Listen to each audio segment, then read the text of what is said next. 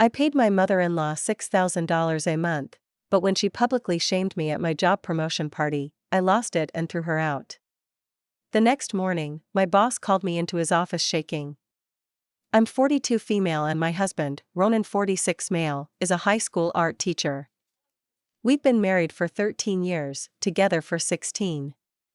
I'm in management consulting and I just became a partner at my firm in Chicago, a huge milestone I've been working toward for nearly 2 decades. I grew up modest. Single mom. Scholarships. Nothing was handed to me. Everything I've earned, I've done so through cruel effort, long hours, and frankly, a lot of sacrifices. I love my job. I'm good at it. It demands a lot, but it's brought me financial security I never imagined I'd have. Ronan and I don't have children, by choice. But we do have Marigold, his 72-year-old mother. After Ronan's father passed 6 years ago, Marigold began to rely on Ronan more, emotionally, financially, everything. She was used to being doted on by a man who'd spent decades touring jazz clubs and treating her like royalty. When he died, it was like she lost not just a husband but her identity. She moved in with us 3 years ago after a minor stroke. She recovered quickly, but it was enough to make us worry. Our home has a full 3rd floor with its own kitchenette and bath, so it felt manageable. I also offered to pay her a monthly allowance, $6,000. Not because she asked, but because I didn't want her to feel she had to ask. I hired a housekeeper to come for her weekly, a personal driver twice a week, and made sure she had everything she could need. I wanted her to feel cared for but not controlled. Looking back, I can see now how that arrangement slowly mutated into something ugly. At first, she was gracious. Then she began to comment on how clinical our marriage was. How we scheduled intimacy like it was a board meeting. How Ronan was less vibrant around me. She'd tell him he used to be so free, so spontaneous. She blamed me for his graying hair and back pain. And Ronan? He tried. He told her to back off. But it wore on him. He began pulling away, not just from her, but from me. He started retreating into his studio more, becoming withdrawn. Our conversations felt like reruns. The tension in the house was thick. Still, I thought I could power through. I always power through. This promotion, the one to partner, was my Everest. I worked on a high-stakes pharma merger for nearly a year, leading 14-hour days and red-eye flights twice a month. I missed anniversaries, a close friend's wedding, even my own birthday. But I got it. I was finally made a partner. My team organized a party. Just 40 people, colleagues, leadership, a few close friends. It was elegant and low-key, hosted at the Four Seasons downtown. Craig, my managing partner, gave a lovely speech. It felt like the culmination of everything I'd ever worked for. Ronan suggested inviting Marigold. Maybe she'll see the bigger picture, he said. What all this has been for. I was hesitant. She wasn't fond of my work life or really anything I did outside the home. But I didn't want to cause friction, and part of me hoped he was right. She showed up in a long white dress, looking like she'd just stepped off a movie set. She walked into the ballroom with the poise of someone expecting a spotlight. At first, she played the doting mother-in-law. She kissed cheeks, complimented centerpieces, and made small talk. But I could see it, the way her eyes scanned the room, the way her lip curled when someone mentioned my work ethic. Like she was biding her time. She waited until the end of Craig's speech, right when he handed me a crystal plaque. That's when she walked up, martini in hand, and said loudly enough for the whole room to hush, "She pays me $6,000 a month to stay out of her way." Can you imagine? A woman so obsessed with control she has to buy her family. There was laughter, confused, nervous. I tried to brush it off as a joke. She didn't stop. She pays me like a business transaction. That's how she handles love. With contracts and silence. Her whole marriage is a tax write-off. I stood frozen. I don't remember what expression I had, but Ronan later told me I looked like someone who'd just been slapped in the soul. People whispered. A colleague cleared her throat. Craig looked like he'd swallowed a lemon. I let her out, trying to minimize the damage. But the words stuck. And when we got home, I couldn't even bring myself to argue. I went upstairs and sat in the dark.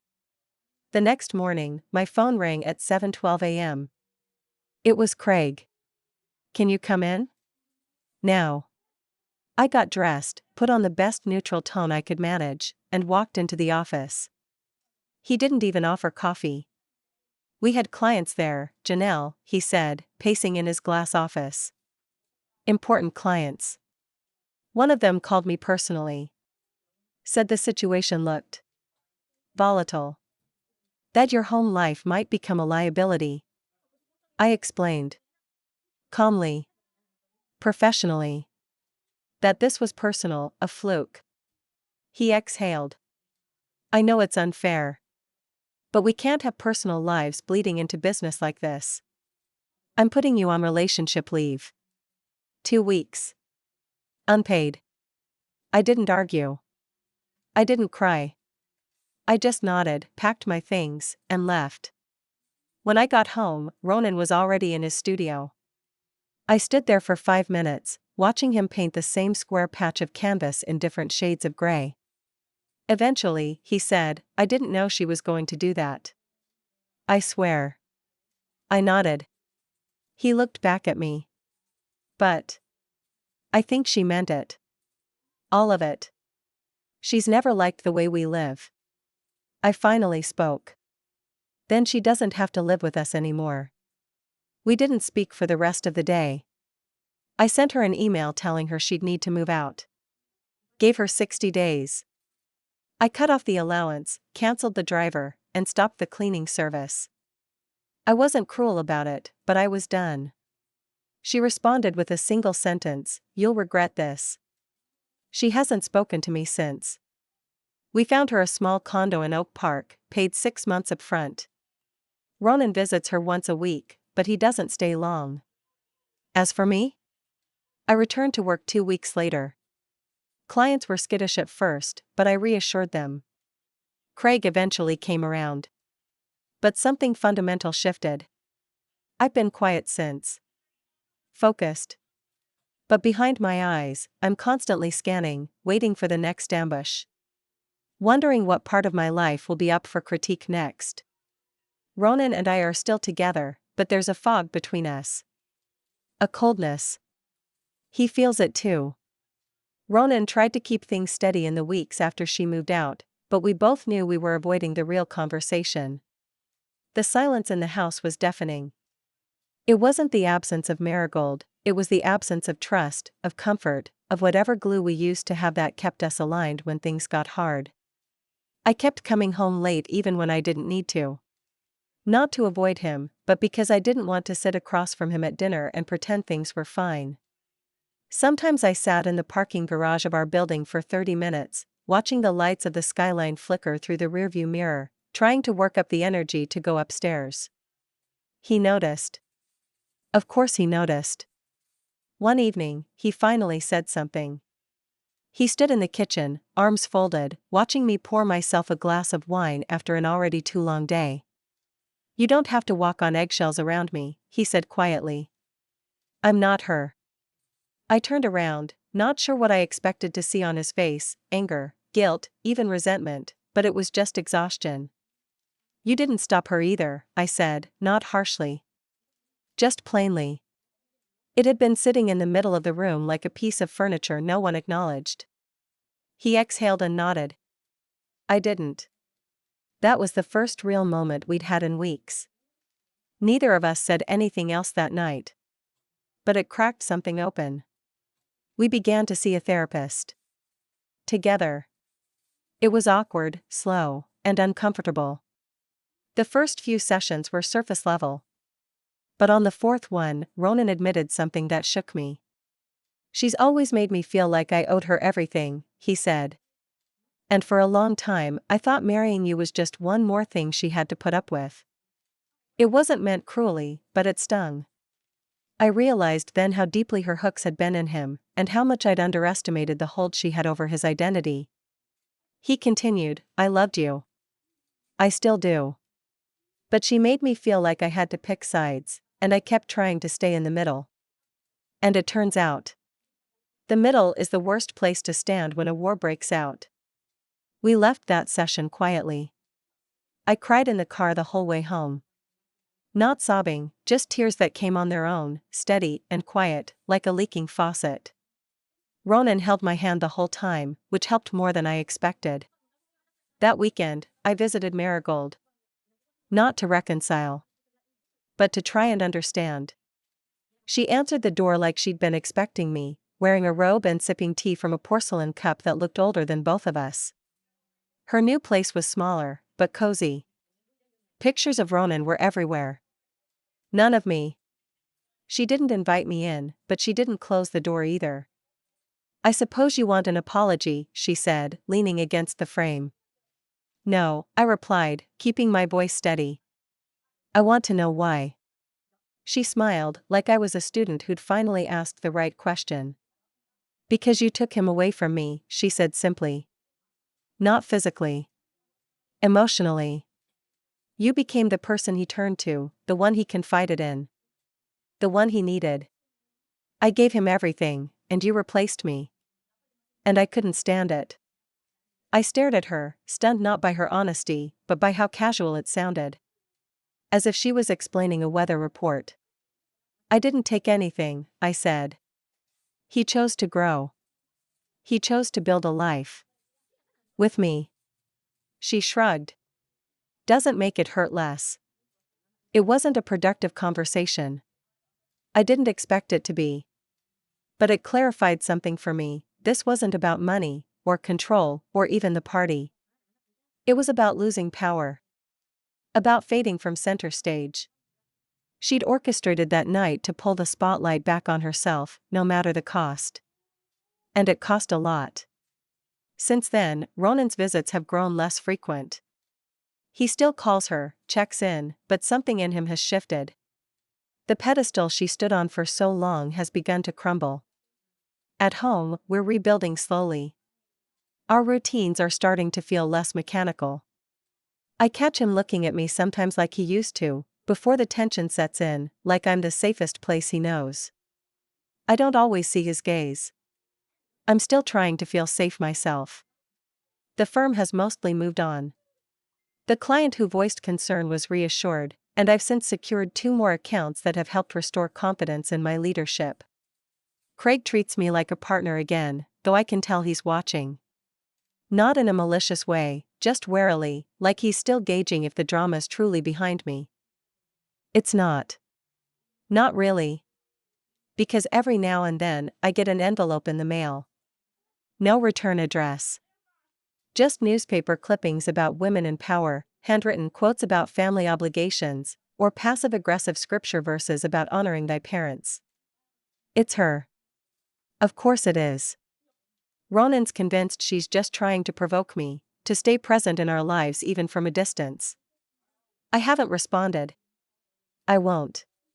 But I do keep them. Not because I'm afraid, but because I want to remember. I want to remember what boundary crossing looks like. What emotional manipulation feels like.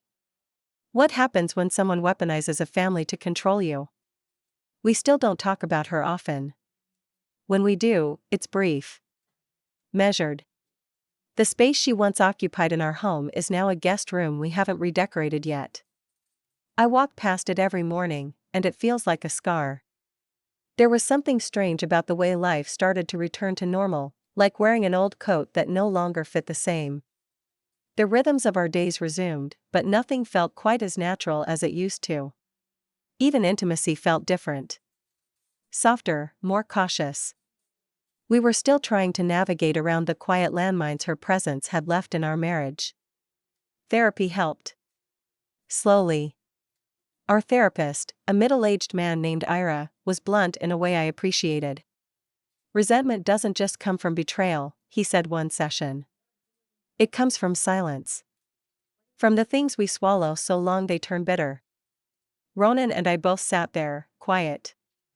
We'd become pros at sitting in silence. Eventually, Ronan said, "I think I resented you for taking on the provider role. Not because you did it, but because I didn't." And then I let my mother feed that resentment like a starving dog. That hit me. Not because I hadn't sensed it before, but because he finally said it out loud. We were a modern couple, equal on paper, progressive in lifestyle, but underneath, old narratives had still shaped us. Somewhere along the line, we'd drifted into a space where my success had become something we avoided celebrating at home. Like it was radioactive. After that session, I took a week off work. Not because I needed a break, but because I needed to be home, really home. I cleaned the guest room where Marigold had once lived, top to bottom. I donated the silk throws she'd insisted we keep for decor, and tossed out the floral wall sconces she'd added without asking. It felt like an exorcism of sorts. I also took a long walk one evening, alone. Down to the lake, past the joggers and the tourists snapping photos of Navy Pier. I sat on a bench and stared at the water for what felt like an hour, thinking about everything I'd tried to fix over the years with money, how easily I threw financial solutions at emotional problems. I wasn't trying to buy Marigold's silence. I was trying to give her comfort without feeling obligated to her. But somewhere along the way, it had all twisted. She saw the money as control. I saw it as peacekeeping. And both of us were wrong. The following weekend, Ronan and I cooked together. We used to do that a lot in the early years. We made salmon with miso glaze and roasted carrots with dill yogurt. It wasn't fancy, but we made it together, laughed when he burned the garlic, and even sat at the table instead of in front of the TV. Halfway through dinner, he looked up at me and said, "You're not responsible for her." I nodded. I know. I think. I wanted to be. Because I thought if I took care of her, I was proving something. To who? He asked. I shrugged. Maybe to you. Maybe to myself. We didn't talk much after that. But it wasn't the heavy silence anymore. It felt like space being held, like air between two people who were trying to rebuild something from the ashes. I haven't seen Marigold in months. Ronan visits once every few weeks, but they're short visits.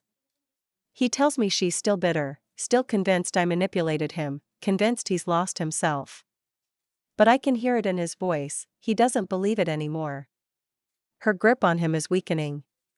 The emotional currency she used to control him is bankrupt now.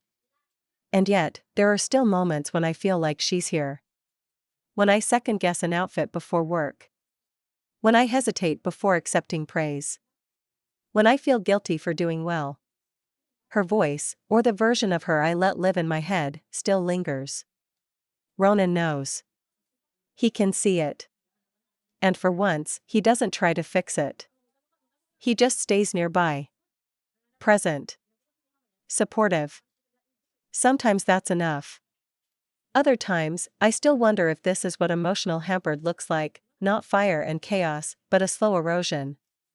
A gentle drip that hollows out your confidence, your joy, your sense of home. And I still get letters. She doesn't sign them, of course. Just generic envelopes, no return address. More verses. More newspaper clippings. Passive-aggressive quotes about honoring those who raised you. I never told Ronan I started keeping them in a folder. Not because I'm afraid. Because I want the reminder.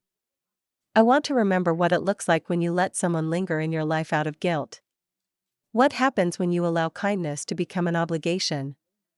When peacekeeping turns into silence. I've made a partner. That used to feel like the top of the mountain. Now it just feels like a checkpoint. A hard-earned one, yes. But not the end. Ronan and I are still in it. Still learning how to navigate marriage without someone else's shadow cast across our walls. And while she's no longer under our roof, her echo still rattles in the halls, less often, less loudly, but there. And some nights, when the house is quiet and the city hums outside, I wonder how long it will take for her to truly disappear. 2 months went by without a single envelope. No clippings. No verses. No sign of her reaching through the shadows she used to stretch across our lives. And just as I started to feel like we were finally moving past it, just when I let myself start breathing a little easier, another one came. This one was different. Not in appearance, same cheap envelope, same lack of return address, but inside was a photo. A printed, low-resolution photo of Ronan and me at a fundraiser dinner from weeks prior. I recognized the dress I'd worn, charcoal gray, high-necked, the one I only pull out for professional events. In the photo, I was laughing, leaning slightly into Ronan, who was mid-sentence with a glass of wine in hand.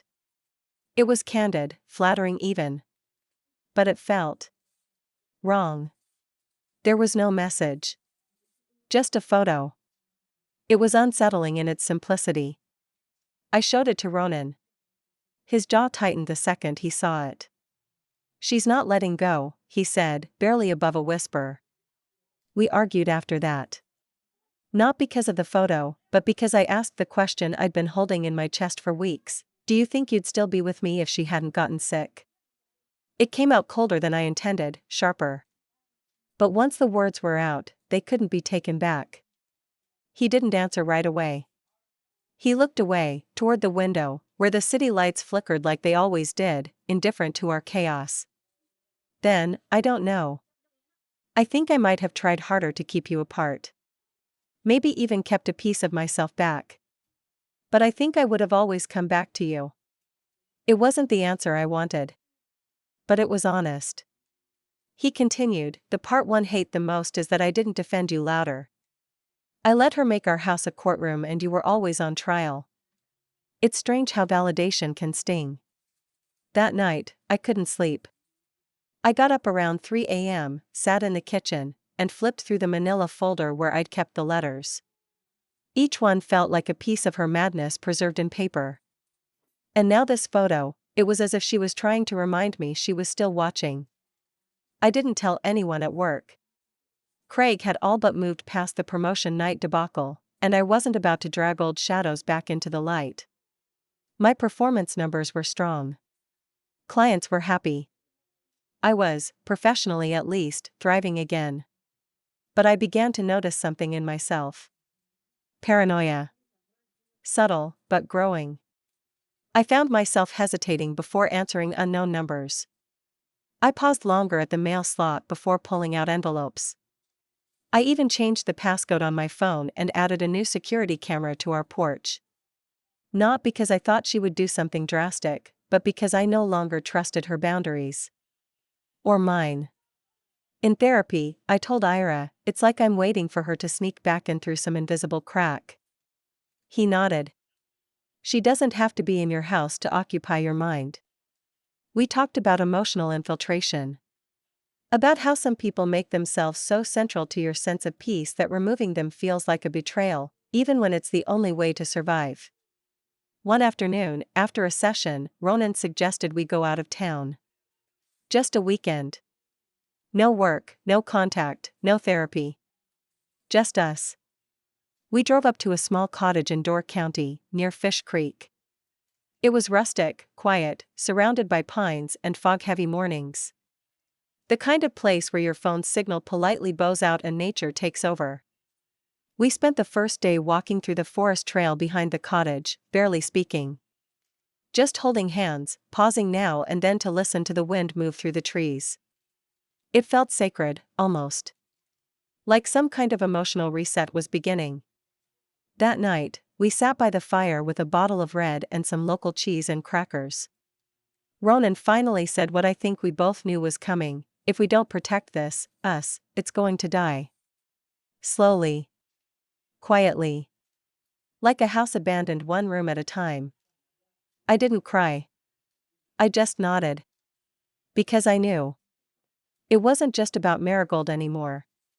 It was about everything we let her represent. The avoidance. The resentment. The blame. We stayed up late that night, wrapped in blankets and old grief, talking about the early days of our marriage, our first apartment in Rogers Park with the leaky faucet, our honeymoon in Oregon when our rental car broke down and we ended up sleeping in the back seat under 2 layers of fleece. We laughed. And it felt real. The next morning, I checked my phone out of habit. 1 bar of signal, but enough to pull in 1 voicemail notification. Blocked number.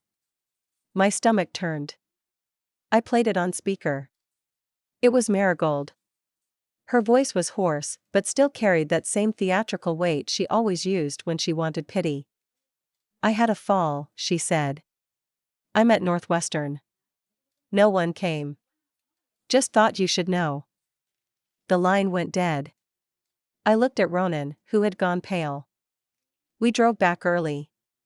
At the hospital, they said she'd tripped in her kitchen and fractured her wrist. She'd called an ambulance herself. No concussion, no major injuries. Ronan sat by her bed, quiet. I stood near the window, arms crossed. She looked small in that bed. Frail. Humans. And yet, I couldn't forget. Couldn't forgive. Not yet. Not because of pride. Because of the damage. Because of what it took to pull ourselves out of the wreckage she left behind. I didn't speak to her. I let Ronan handle the conversations, the logistics. I stood in the hallway when she was discharged. I didn't follow them to her apartment. But later that night, Ronan came home and placed something on the table. A new envelope. "She asked me to give this to you," he said. I didn't touch it. Not right away. We both stared at it for a while, like it was ticking. "I'm not ready," I said. He nodded. "Then don't open it." And I didn't. Not that night. But I knew it was only a matter of time. The envelope sat on our dining room table for 2 full days. Neither of us moved it. It was almost symbolic at that point, like a relic from a war we weren't sure was truly over. On the 3rd day, I opened it. Not out of curiosity. Out of closure. Inside, folded neatly like a letter to a college pen pal, was a handwritten note. For once, it wasn't laced with scripture or judgment or cryptic warnings. It was written in Marigold's signature dramatic cursive. "I see now that I was never the queen in your life. You dethroned me the moment you stepped into Ronan's world with your power suits and your city ways. I tried to show you humility. You gave me exile. But I won't beg. I'm still his mother. And I'll always be watching from the edge. No apology. No ownership. Just a final act in the same play she'd been starring in for years." I placed the letter back in the envelope, calmly, and slid it into a drawer in the hallway. Ronan stood nearby. He didn't ask what it said. He just nodded, like he already knew. That night, over dinner, I looked at him and asked the question that had been forming in the back of my mind for weeks. "Do you trust me?" He nodded immediately. "Completely." "Good," I said, "because I have an idea." For years, Marigold had controlled the narrative. To her, I was the villain who hijacked her son's affection and repackaged it with a corporate bow. Her obsession with status, her constant need to be revered, had driven every single passive-aggressive move she made. And I knew exactly how to disarm her. Ronan and I agreed to set boundaries, not just emotional ones, but strategic ones. We weren't going to cut her off completely. That would only feed her martyrdom. No, we would do something better. We invited her to brunch. Yes. Brunch. A simple, elegant, and carefully orchestrated meal at a quiet spot in Old Town, neutral, public, and precisely timed. She arrived wearing oversized sunglasses, a silk scarf around her neck like she was still starring in some vintage French film. She didn't greet me. Just Ronan. We ordered. Small talk. Chilly but civil. Then I leaned forward with a smile and said, "Marigold, I wanted to tell you in person, we've decided to set up a fund in your name." Her posture straightened. "A fund?" "Yes. The Marigold Trevors Fund for Emerging Artists," I said smoothly. "It's a small grant we'll award yearly to underprivileged art students, those without family support. Ronan and I are each contributing $25,000 to start." We'll handle the logistics, but your name will be on it. She blinked. Ronan added, it'll be announced publicly next month. Press release and all. We thought it might be nice for you to attend the launch. Representing the family. She stared at me for a long time, searching for the catch. And oh, there was one. Because while the fund was real, legit, helpful, and ultimately a good thing, the symbolism behind it was what mattered. We were reframing her legacy. Not as the tragic matriarch with a lost son, but as a woman repurposed into the backdrop of a philanthropic effort that we controlled. It was her name, yes. But our narrative. Our money. Our cause. It drove her mad. She smiled through gritted teeth. How thoughtful. Over the next few weeks, we rolled out the fund. Press releases. Local coverage. A modest ceremony at Ronan's school, where I gave a short speech about resilience, art, and the importance of moving forward from difficult family histories. She was invited, of course. She came. Dressed like she was attending a gala, not a school event. She gave no speech. She sat off to the side, watching people thank me and Ronan for our generosity. Watching students hug me. Watching reporters ask me questions about my upbringing, not hers. Watching a room that once would have fawned over her now barely registers her presence. The irony was delicious. She wasn't cast out. She was simply replaced. Her name was etched on the plaque, yes, but the applause? The gratitude? The legacy? It was ours. And for someone like Marigold, whose entire sense of worth depended on being seen, nothing was more satisfying than watching her fade into the scenery of her own tribute. After the event, Ronan and I walked home hand in hand. He didn't say much. He didn't have to. We'd finally done it. Not through screaming, or ultimatums, or revenge that left scars, but by slowly reclaiming the power she once had. By choosing dignity over drama. Stability over spectacle. The final act of our story wasn't a battle. It was a quiet repositioning. A reminder that sometimes, the best revenge isn't punishment. It's indifference, dressed in success. And peace, finally earned.